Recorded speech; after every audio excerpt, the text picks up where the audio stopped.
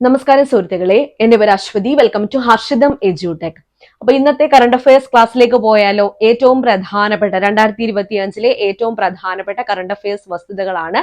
അപ്പൊ ക്ലാസ് കണ്ട് പഠിച്ചിട്ട് നമ്മുടെ ടെലഗ്രാം ചാനൽ നിങ്ങൾ ജോയിൻ ചെയ്ത് വെച്ചേക്കാം. ഇതിന്റെ പരീക്ഷ ഉണ്ടായിരിക്കും കേട്ടോ. പിന്നെ നമ്മുടെ ഹർഷിതം എഡ്യൂടെക് ആപ്പിൽ നിങ്ങൾക്ക് ആവശ്യമുള്ള കോഴ്സുകളെല്ലാം നടന്നു വരികയാണ്. അപ്പൊ ആപ്പ് ഡൗൺലോഡ് ചെയ്യാനുള്ള ലിങ്കും ഫസ്റ്റ് കമന്റിൽ തന്നെ കൊടുത്തിരിക്കാം. ടെലഗ്രാമിന്റെ ലിങ്കും ഫസ്റ്റ് കമന്റിൽ കൊടുത്തിരിക്കാം. ഓക്കെ, അപ്പൊ ക്ലാസ്സിലേക്ക് പോയാലോ? ആദ്യത്തെ ഫാക്ട്, നിയമസഭ പാസാക്കിയ ബില്ലുകൾ ഗവർണർമാർ രാഷ്ട്രപതിക്ക് മുൻപാകെ സമർപ്പിക്കുമ്പോൾ എത്ര കാലയളവിനുള്ളിൽ തീരുമാനം എടുക്കണം എന്നാണ് സുപ്രീം കോടതിയുടെ നിർദ്ദേശം വന്നത്. പുതിയ നിർദ്ദേശം വന്നത് 3 മാസത്തിനകമാണ്. 3 മാസത്തിനകം. നിയമസഭാ ബില്ലുകൾ എത്ര മാസത്തിനകം പാസാക്കിയ ബില്ലുകൾ, നിയമസഭ പാസാക്കിയ ബില്ലുകൾ രാഷ്ട്രപതി 3 മാസത്തിനകം തന്നെ തീരുമാനം എടുക്കണം എന്നതാണ് സുപ്രീം കോടതിയുടെ പുതിയ ഉത്തരവ്. ഓർക്കുക. അടുത്ത ചോദ്യം, കഴിഞ്ഞൊരു എക്സാമിന് PSC ചോദിച്ചു. മധ്യപ്രദേശിൽ നിലവിൽ വന്ന കടുവാ സങ്കേതമായ മാധവ് നാഷണൽ പാർക്കിനെ പറ്റി. ഈ മാധവ് നാഷണൽ പാർക്ക് ഏത് സംസ്ഥാനത്താണ് നിലവിൽ വന്നത്? അതാണ് ആദ്യത്തെ ചോദ്യം. മധ്യപ്രദേശിലാണ്. മധ്യപ്രദേശിലെ ശിവപുരി ജില്ലയിലാണ് നിലവിൽ വന്നത്. അപ്പൊ രാജ്യത്തെ എത്രാമത്തെ കടുവാ സങ്കേതമാണിത്? 58ാമത് കടുവാ സങ്കേതം. അപ്പോൾ രാജ്യത്തെ എത്രാമത് കടുവാ സങ്കേതമാണ് മധ്യപ്രദേശിലെ ശിവപുരി ജില്ലയിൽ നിലവിൽ വന്ന മാധവ് നാഷണൽ പാർക്ക് എന്ന് ചോദിച്ചാൽ 58ാമത്തെ കടുവാ സങ്കേതമാണ്. അപ്പോൾ ഇന്ത്യയിൽ ഏറ്റവും കൂടുതൽ കടുവാ സങ്കേതങ്ങളുള്ള സംസ്ഥാനം ഏതാണെന്ന് ചോദിച്ചാൽ അത് മധ്യപ്രദേശ് ആണ്. മധ്യപ്രദേശ്. കേരളത്തിൽ 2 കടുവാ സങ്കേതങ്ങളാണുള്ളത്. പെരിയാർ കടുവാ സങ്കേതവും പറമ്പിക്കുളം കടുവാ സങ്കേതവും. അപ്പൊ ഓർത്തിരിക്കുക, ഇമ്പോർട്ടന്റ് ചോദ്യം. മാധവ് നാഷണൽ പാർക്ക് ഏത് സംസ്ഥാനത്താണ് നിലവിൽ വന്നത്? മധ്യപ്രദേശിലാണ്. അടുത്ത ഫാക്ട്, 2024 മാതൃഭൂമി സാഹിത്യ പുരസ്കാരത്തെ കുറിച്ചാണ്. 2024 മാതൃഭൂമി സാഹിത്യ പുരസ്കാര ജേതാവ് സാറാ ജോസഫ് ആണ്. സാറാ ജോസഫ്. 3 ലക്ഷം രൂപയും പ്രശസ്തി പത്രവും ശില്പവും അടങ്ങുന്നതാണ് പുരസ്കാരം. മാതൃഭൂമി സാഹിത്യ പുരസ്കാര തുക എത്രയാണ്? 3 ലക്ഷം രൂപയാണ്. 2024 പുരസ്കാര ജേതാവ് ആരാണ്? സാറാ ജോസഫ്.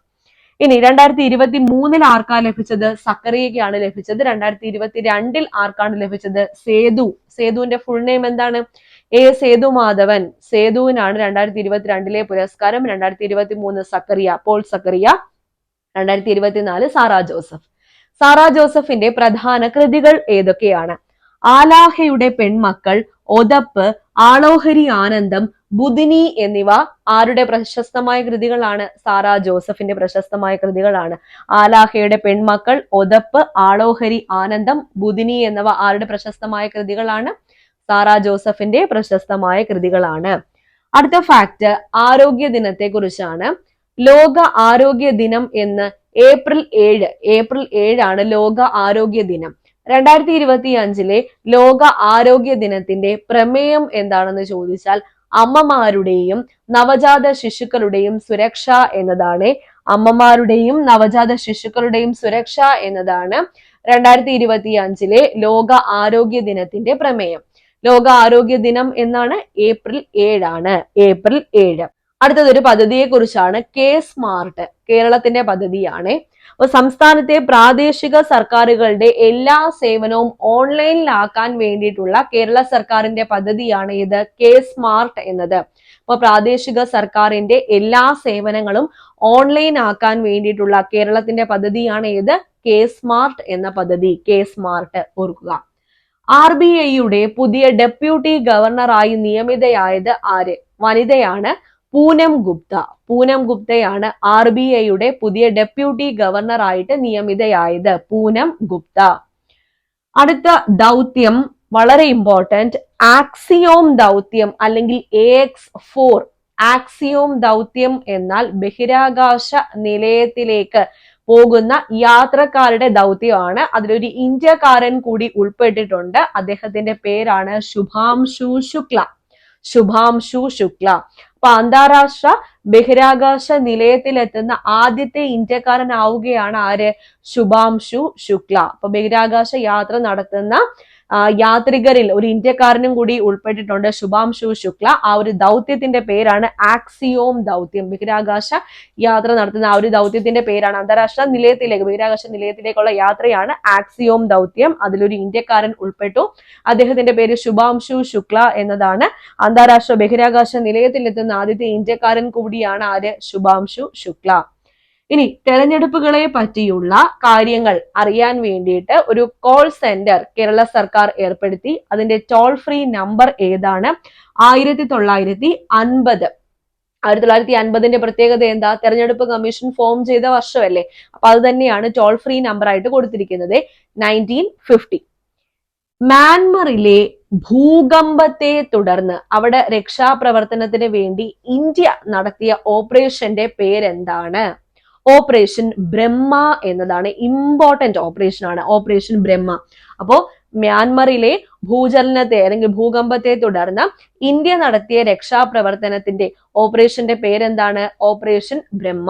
ഓപ്പറേഷൻ ബ്രഹ്മ. ഗവർണറുടെ ഒപ്പില്ലാതെ ആദ്യമായി ബില്ലുകൾ നിയമമാക്കിയ സംസ്ഥാനം, അതും ചോദിക്കാൻ ചാൻസ് ഉള്ള ചോദ്യമാണ്. ഗവർണറുടെ ഒപ്പില്ലാതെ ആദ്യമായി ബില്ലുകൾ നിയമമാക്കിയ സംസ്ഥാനം ഏതാ?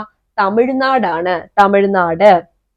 ഇനി ശ്രീലങ്കയുടെ പരമോന്നത സിവിലിയൻ ബഹുമതിയായ മിത്ര വിഭൂഷൺ ബഹുമതി അടുത്തിടെ ലഭിച്ചത് ആർക്കാണ്? നരേന്ദ്രമോദിക്കാണ് ലഭിച്ചത്. മിത്ര വിഭൂഷൺ ബഹുമതി അടുത്തിടെ ലഭിച്ചത് നരേന്ദ്രമോദിക്കാണ്. ശ്രീലങ്കയുടെ പരമോന്നത സിവിലിയൻ ബഹുമതിയാണ് ഏത്? മിത്ര വിഭൂഷൺ ബഹുമതി. ഓക്കെ, അപ്പൊ പറഞ്ഞ ഇത്രയും കാര്യങ്ങൾ ഇമ്പോർട്ടന്റ് അല്ലേ? എല്ലാം പ്രധാനപ്പെട്ട ഫാക്ട്സ് ആണ് പറഞ്ഞിരിക്കുന്നത്. മാതൃഭൂമി സാഹിത്യ പുരസ്കാരം ഓർത്തു വെച്ചോളൂ, അടുത്തൊരു പരീക്ഷയ്ക്ക് ഉറപ്പായിട്ടുള്ള ചോദ്യമാണ്. RBI ഗവർണറുടെ പേര് ഓർക്കൂ, കെ സ്മാർട്ട് എന്ന പദ്ധതി ഓർക്കൂ, ആക്സിയോം ദൗത്യം ഓർത്തോളൂ. എല്ലാ കാര്യങ്ങളും, ഈ ഗവർണറുടെ ഒപ്പില്ലാതെ ആദ്യമായി ബില്ലുകൾ നിയമമാക്കിയ സംസ്ഥാനം, ഓപ്പറേഷൻ ബ്രഹ്മ, ഇതെല്ലാം ഓർത്തു വെച്ചോളൂ. ഓക്കെ, അപ്പോ ഇന്നത്തെ ക്ലാസ് എല്ലാവർക്കും ക്ലിയർ ആയി എന്ന് വിചാരിക്കുകയാണ്. അപ്പൊ ഇതിന്റെ പരീക്ഷ നമ്മുടെ ടെലഗ്രാം ചാനലിൽ ഞാൻ അപ്ലോഡ് ചെയ്ത് തരും, അപ്പോൾ ജോയിൻ ചെയ്ത് വെച്ചേക്കാം. കഴിഞ്ഞ ദിവസത്തെ എക്സാം ഞാൻ അപ്ലോഡ് ചെയ്തിട്ടുണ്ട്, അത് നിങ്ങൾ അറ്റൻഡ് ചെയ്തു എന്ന് കരുതുന്നു. അപ്പോൾ ക്ലാസ് കണ്ടാൽ മാത്രം പോരാ, പരീക്ഷയും കൂടി അറ്റൻഡ് ചെയ്ത് ആ പഠിച്ച കാര്യങ്ങൾ മനസ്സിൽ ഉറപ്പിക്കുക. പിന്നെ നമ്മുടെ ഹർഷിതം എഡ്യൂടെക് ആപ്പിൽ കോഴ്സുകളെല്ലാം നടന്നു വരികയാണ്. ഫസ്റ്റ് കമന്റ് ചെക്ക് ചെയ്തേക്കൂ, ലിങ്ക് ഞാൻ പിൻ ചെയ്ത് വെച്ചിട്ടുണ്ട്. കൂടാതെ ഡിസ്ക്രിപ്ഷൻ ബോക്സിലും ഉണ്ടായിരിക്കും. പ്ലേ സ്റ്റോറിൽ ഹർഷിതം എഡ്യൂടെക് എന്ന് സെർച്ച് ചെയ്താലും നമ്മുടെ ആപ്പ് നിങ്ങൾക്ക് കിട്ടുന്നതായിരിക്കും. അപ്പൊ അടുത്ത ക്ലാസ്സിൽ വീണ്ടും കാണാം.